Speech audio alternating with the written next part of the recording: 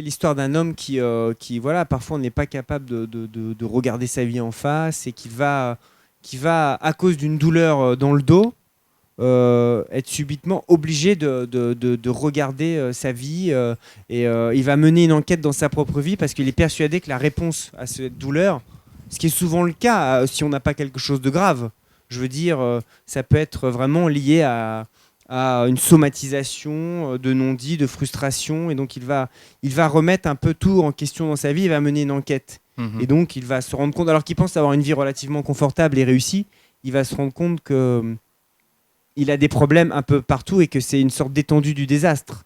Et donc, il a des problèmes effectivement peut-être dans son couple, mais c'est pas un livre sur le couple, c'est pas un livre sur la vie affective, même si au cœur de c'est un livre qui s'appelle Je vais mieux.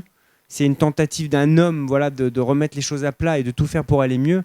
Forcément, la vie affective est au cœur de notre ambition principale du bonheur, il me semble. Mais il doit régler des rapports avec ses parents, avec ses enfants, des grosses difficultés professionnelles.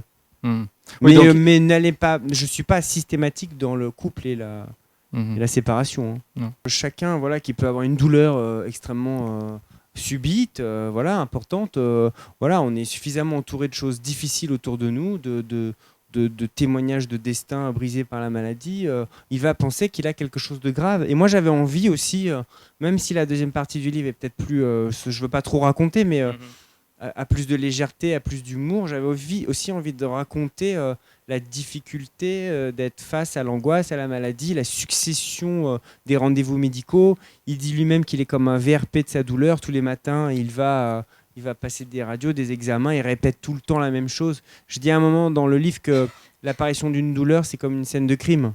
Et donc, il y a une forme d'enquête, on lui pose toujours les mêmes questions. Avez-vous commis un mouvement brusque, etc. Et il doit en permanence faire une sorte d'exégèse de son propre corps.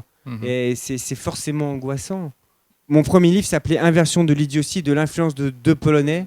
Et comme je m'appelle Fuenquinos, c'était un cocktail qui était trop compliqué à comprendre et à digérer pour n'importe quel lecteur, même un peu ambitieux, quoi. Et donc, j'ai pas vraiment, c'est pas réfléchi, mais je suis allé vers des choses plus simples aussi dans mon écriture, même si ça reste assez fantaisiste. Hein.